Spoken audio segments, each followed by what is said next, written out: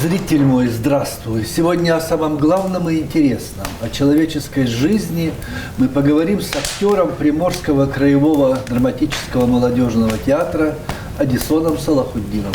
Здравствуйте, Одиссон. Здравствуйте, Александр. У вас такое редкое имя, красивое. Ваш тезка даже в честь него болезнь Одиссона названа, был такой доктор. Почему вас так назвали? Я тоже пытался найти корни, спрашивал маму. Ну, как-то вот было сказано, что понравилось это имя. Это татарское имя, но оно достаточно редко даже среди татар. И уже будучи взрослым человеком, уже находясь здесь, в Владивостоке, я попытался все-таки найти корни этого имени и нашел, что Адис – это любящий Аллаха. Вот это такое мусульманское имя. Одиссон Салахутдинов родился в 1960 году в Северном Казахстане. Еще в школе активно принимал участие в художественной самодеятельности.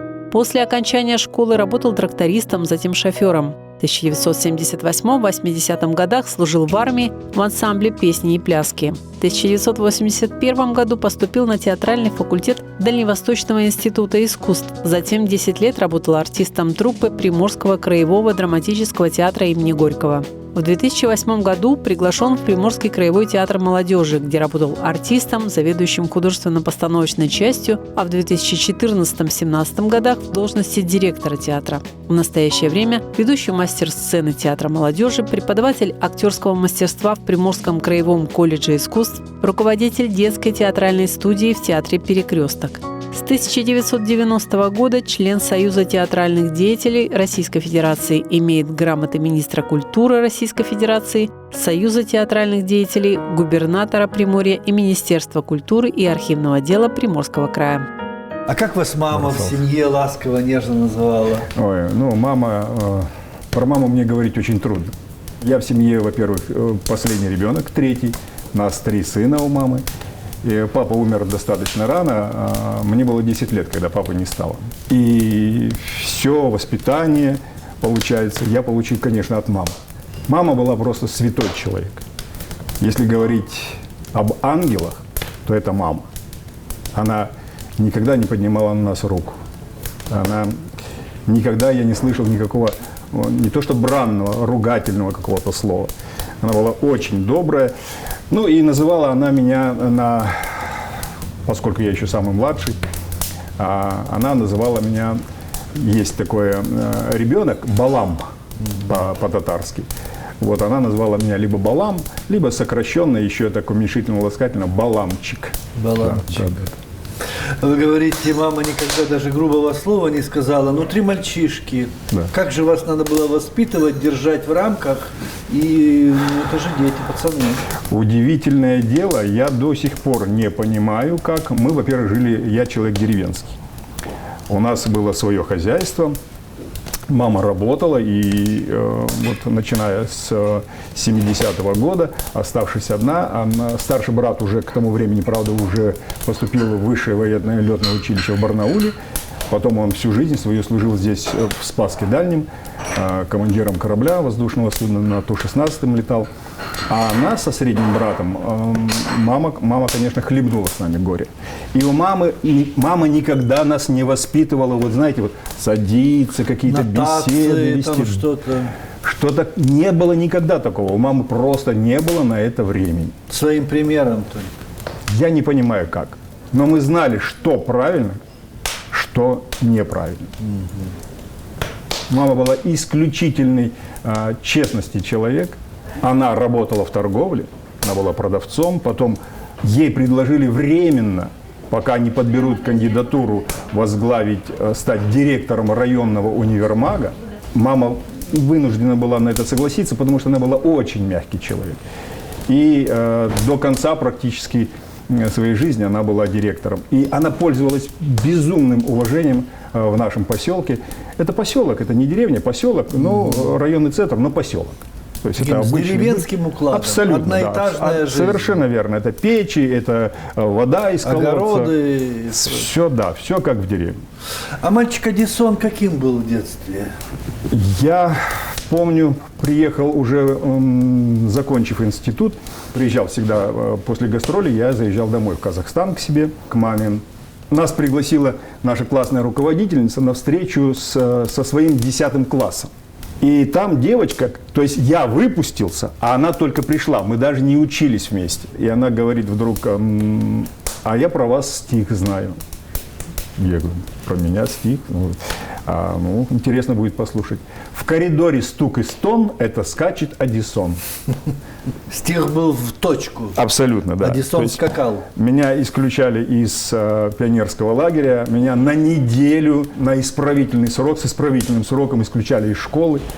Я не был бандитом, я просто был очень подвижный, я не мог сидеть на месте. Ну, я был в какой-то степени хулиган, конечно, там, подложить кнопку. Если стоит в кабинете биологии, стоит скелет человеческий, я не мог пройти мимо, чтобы не привязать ниточку и сидеть потом дергать. Да. То есть шкодный такой. Да, да, да. Но я не был, правда, бандитом, то есть я не пил, я не курил. Я Зла не делал такого вот. Нет, нет, я был просто очень подвижный. А почему из такой вот как бы одноэтажной жизни мальчишка и случился артист, случился актерский факультет? В то советское время, как я понимаю, мужчина-актер это было что-то не очень серьезное для большинства. Да, это действительно так. Мама никогда не настаивала, не навязывала свою волю. И когда я заявил, что я хочу быть артистом, она говорила, ну, сыночек, ну что это за профессия? Что за Да это же как цыгане, это вот нет ни дома, ни какие-то гастроли, где-то ездит.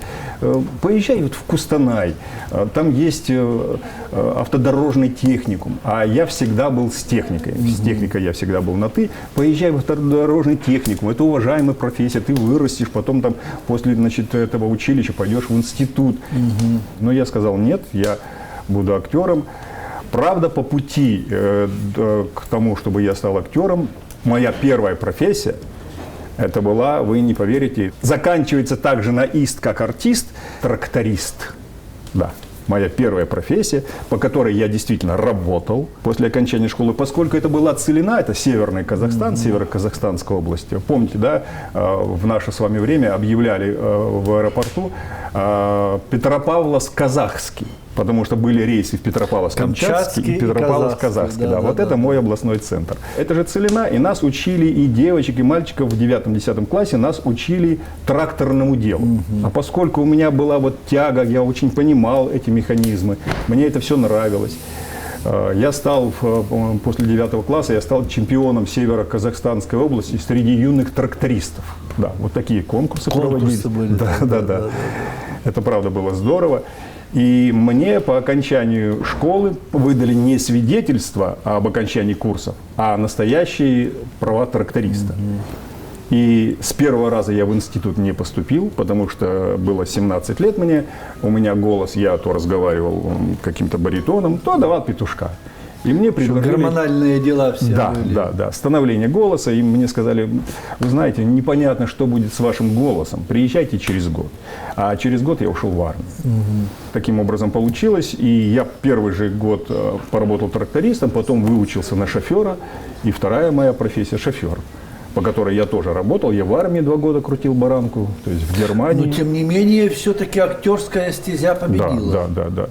При этом я хочу вам сказать, удивительнейшим образом, я совершенно случайно попал в Германию служить, и совершенно случайно я попал туда, куда я попал. Я попал в армейский ансамбль песни и пляски. И это не было по распределению. Мы стояли, помню, в Пархиме, город Пархим, на огромном плацу. Ноябрь месяц, холодно, моросит дождь. Мы стоим, бедные солдатики, потерянные. Ну, нам по 18 лет только, мы мальчишки совсем. Только что от мамкиных пирожков оторванные. И мы стоим такие все потерянные, не знаем, что делать. И, значит, я мечтал попасть в автобат.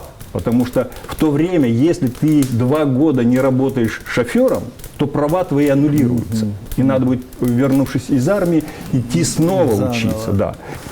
И прибегает мой товарищ, тоже из Казахстана, и говорит, слушай, там на КамАЗ берут. А КамАЗ тогда только это 78 год, только КамАЗ это было престижно очень. Я подбегаю к этому офицеру, говорю, я тоже хочу на КамАЗ. Он говорит, я набрал всех. И вот моего товарища забрали, и я стою такой грустный.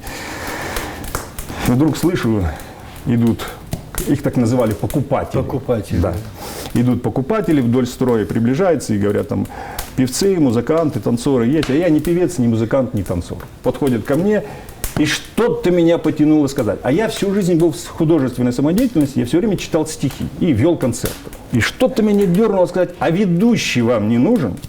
Они говорят, ну-ка давай, иди сюда, давай объяви. Значит, выступает дважды краснознаменный гвардейский ансамбль песни и пляски имени Фрица Ройтера. Ну, такое с моим каким-то определенным уже опытом То есть художественной это было самодеятельности. нетрудно? Да, абсолютно, конечно, да. Я объявил, меня тут же забрали, по пути еще выяснилось, что у меня есть права. Они говорят, о, а у нас как раз через полгода увольняется водитель. А там нужно было 3-месячные курсы переподготовки пройти. Они говорят, о, отлично, мы тогда шофера искать не будем, ты еще и на ЗИЛу будешь. И вот я был ведущим концертов. Конферансье-водитель. Да, конферансье-водитель, совершенно Все верно. сошлось. Я 2 зайцев, понимаете, получилось, судьба так подарила, что я 2 зайцев убил. Я и права сохранил, и определенный опыт. Почему получил. Дальний Восток, Эдисон? Когда я приехал сюда в 1977 году, ну, я, конечно, хотел ехать в Москву. Мама говорит, ну, сыночек, в Москве никого нет, ну, никого знакомых, ты города не знаешь, ты деревенский человек. Давай-ка ты поедешь во Владивосток. Там есть, ну, я узнал, что есть. Там Институт же есть, искусств, да, да. институт искусств там есть, потому что там в Спасске брат родной мой старший, он за тобой присмотрит. Уже теплее, роднее и ближе. Конечно, но, правда, как мог присмотреть за мной мой брат, находясь за 240 километров от меня? Ну, мама казалось, что все это рядом. Конечно, маме было спокойно, потому что где-то рядом, за 240 километров, старший брат. Да. И как-то так получилось, несмотря на то, что первый раз я не поступил, через 4 года я вернулся к тому же самому мастеру, к которому я поступал 4 года назад. Это Сергей Захарович Гришко, легенда театрального факультета, декан театрального факультета. Вот говорят, первое впечатление – это как первый поцелуй на всю жизнь. Ваше первое впечатление от Владивостока? 2 ярких впечатления, которые я до сих пор не могу забыть. Первое – это необычайная плотность воздуха, потому что море, воздух мокрый, Северный Казахстан – это Сибирь. С одной стороны, это Омская область, с другой стороны, это Курганская область. Минус 46 крещенские морозы, это сугробы 3-метровые и очень сухой воздух. Во Владивосток, когда приехал, у меня было ощущение, я до сих пор его помню, несмотря на то, что я уже больше 40 лет здесь живу, что я раздвигаю плечами и грудной клеткой раздвигаю воздух. И второе потрясение для меня было, 3, наверное, потрясения. Второе потрясение это было, когда я подошел, стою в очереди на Светланской, тогда Ленинской. Был еще, помните, тогда напротив нынешней бургерной была парикмахерская. Вот, и там продавали беляши. И я стою в очереди, и вдруг буквально передо мной человек спрашивает, а с чем беляши? И она говорит, с рыбой. А я рыбу не ем. И для меня был шок. Беляш – это мясо, по Конечно, определению. для меня, для Татарин, татарина, ну да. понимаете, это любимое блюдо, это беляши. И как с рыбой может быть? Потом я узнал, что, оказывается, еще есть пельмени рыбные. Для меня вот это был шок. И третье такое воспоминание. Я когда впервые увидел море, я не был удивлен и я не был шокирован этой бескрайностью, этой безбрежностью. И я сразу понял, почему. Точно то же самое я видел в наших бескрайних полях. Но когда колосится пшеница. Вот пшеница, когда она набирает колос становится тяжелый. Даже малейший ветер, даже ветра, когда нет, пшеница вот так вот такими волнами гуляет. Волнами. И здесь я видел тоже волны. Как раз первый раз, когда я увидел море, была такая хорошая погода, и волна была такая пологая. Вот чистой воды, как у меня в степи, пшеница. Молодежный театр – это вывеска или это что-то принципиально по архитектонике театра отличается от драматического? Наверное, когда-то это была больше вывеска. Вот именно сейчас этот театр называется театр молодежи не по вывеске. Наверное, больше по своей сути. Это буквально стало в последние годы происходить. В театре какие-то новаторские вещи, которые характерны только для молодежного движения. Даже есть такие моменты, в которые лично я не вписываюсь. Я чувствую себя неуверенно и не очень уютно. Я говорю, я, наверное, такой там уже слишком взрослый. Это не раздражает? Это не... Нет какого-то... Есть вещи, которые я не принимаю. Но что делать? Такова жизнь. Да, такова жизнь. Это же тоже эксперименты. Я не против, я не принимаю, но я не против того, чтобы я не говорю, что этого не должно быть. А что не принимаете вы, например, в сегодняшнем своем театре? Это не ваше, и вы не сможете, и не хотите. Если мы говорим про театр в целом, я не буду говорить про театр отдельный, в котором я служу, а про театр современный в целом, то я бы сказал, что сейчас больше театр, как мне кажется, это театр формы. Но, на мой взгляд, в театр формы можно приходить, когда ты достиг высот в театре переживаний, в классическом театре переживаний. Вот ты, когда достиг там высот, тогда ты можешь перейти на ступеньку театра формы. Когда уже нутро набрал. Конечно, да. А когда сейчас форма ради формы, ну, это не очень интересно. Согласен. Да, это может быть ярко, но это пусто внутри. Вот этого я не приемлю. Мне это не нравится. Знаете, для Поэтому меня я ушел. непонятно, как можно сыграть венский стул, пусть даже он венский, но это стул. Я имею в виду про спектакль «Чудеса за кулисами». Как? Вот где взять эту правду, эту краску, чтобы поверили, что это стул? Да, это был такой очень интересный опыт, когда мы играли историю мебели, театральной мебели, которая ночью оживает за кулисами. И я помню, да, как я работал над этой ролью венского стула. Такова актерская суть. Ведь мы, когда учимся ремеслу, мы же начинали с животных. Вот прямо на занятиях, да, сегодня ты животное. Если ты сегодня, допустим, собака или кошка, то через какое-то время ты кошка или лиса, когда уже очень близко стоящий, хомячок или мышка, когда это не слон и мышка, да? Вот. И в том числе, конечно же, вживаться в роль неоживленных, неодухотворенных предметов. Этому тоже мы учились в институте. Ну, надо, наверное, какую-то определенную найти грацию, какое-то движение у него должно быть. Если это мягкое, плюшевое кресло, то оно и в движении должно. Если это стул, значит, он тогда должен быть более рваный. Если это венский стул, у него чем славится? Спинкой своей. Значит, у него, естественно, должна быть спинка. Это голова посажена определенная. Венский, я, во всяком случае, трактовал его как очень таким надменным господином. Да, это я венский стул. Я Не баран чихал тут. Совершенно верно, да. И вот, исходя из этого, складывался образ венского стула. А вообще, что такое сцена? Вот что такое сцена, что люди на нее кладут жизнь, кладут счастье во многом. Да, вот что есть в этом метре 20 или метре 30, в этой высоте, какая там есть магия? Оно стоит того? Сразу отвечу на последний вопрос. Однозначно стоит. Вряд ли кто-то занимается этой профессией, особенно если ты не в Москве и не в Петербурге, не в столичных городах. Вряд ли кто-то занимается этим ради славы. Нет, конечно. И ради денег тоже. И ради, про деньги, да, Да. это очень смешно. Про деньги говорить в обычных театрах. В провинциальном театре. Да, это очень небольшие зарплаты, точно не из-за денег. Мне кажется, что любой человек старается реализовать свой какой-то потенциал, свои возможности. Каждый определяет для себя, где он реализуется, как врач, как учитель, как шофер, тракторист. Ну вот я решил, что, наверное, я смогу реализовать себя как артист. И когда ты понимаешь, что ты делаешь это в первую очередь не для кого-то, а для себя, конечно, я понимаю, что конечная цель – это все-таки зритель. Я не работаю, когда говорят, ой, знаете, мне зритель не важен. Я считаю это… Лукавство. Конечно, чистейшего до лукавства. Я говорю, в таком случае придите, играйте на кухне. Ну, для своих домочадцев. Ты же выходишь на сцену. Ну да. Нет, конечно, зритель нужен, и я работаю для зрителя. Я отдаю зрителю свою энергию и получаю свою. Это своего рода, кстати, наркотик. Потому что без этого ты потом чувствуешь себя неловко.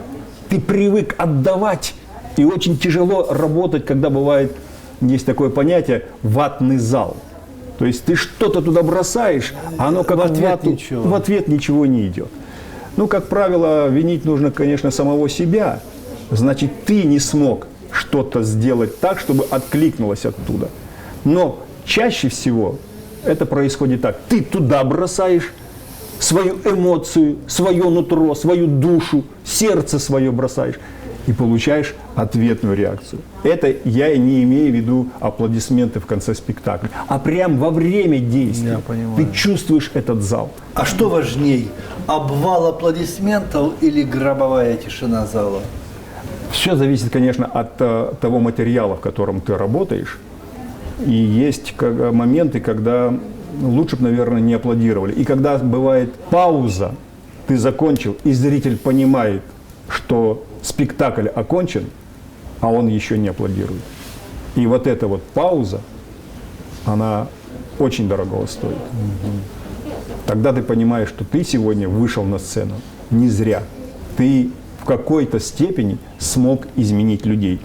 Существует такой закон театральный. Если ты вышел на сцену, что-то должно произойти. Ты должен уйти не тем, каким ты пришел, видоизмененным. Так вот, зритель тоже после твоего спектакля должен уйти видоизмененным.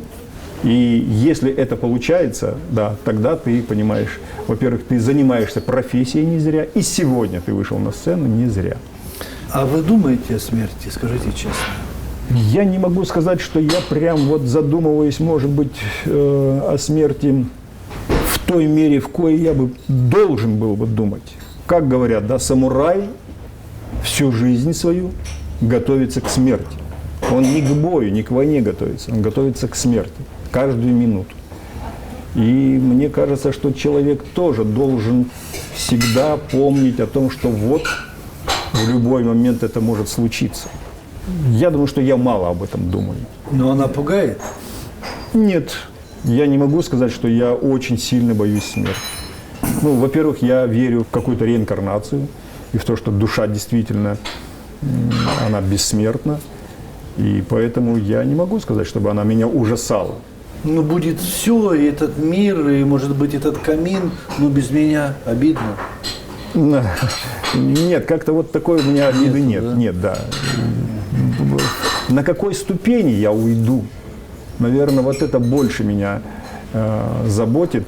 Не жизнь души, а жизнь тела. Но я же, тело, ну, оно для чего дано человеку? Для того, чтобы ты свою душу поднимал. И вот до какой степени я успею подняться в духовном плане. Вот это, наверное, интересно, кстати, вы так меня подтолкнули. Об этом, наверное, думать надо больше. В этом плане о смерти надо думать. Блиц-вопросы заканчиваем. Да. Любимый цвет? Любимый цвет, наверное, больше к фиолетовому. Любимое время года? Любое. Вы употребляете ненормативную лексику? Да. Любимый алкогольный напиток? Я не пьющий. Самое сексуальное место у женщины? Женщина вся. Милосердие или справедливость? Нет, милосердие, безусловно, милосердие. Правда или безопасность? Правда. И последний вопрос. Чего вам хочется от этой единственной жизни? Обретение внутреннего равновесия. Не покоя, а равновесия. Понятно. Спасибо за доверие и за мудрость. Это был Одессон Салахутдинов. Мы говорили о самом главном и интересном, о человеческой жизни. Всем добра и здоровья, берегите себя и живите, пожалуйста, долго. До свидания.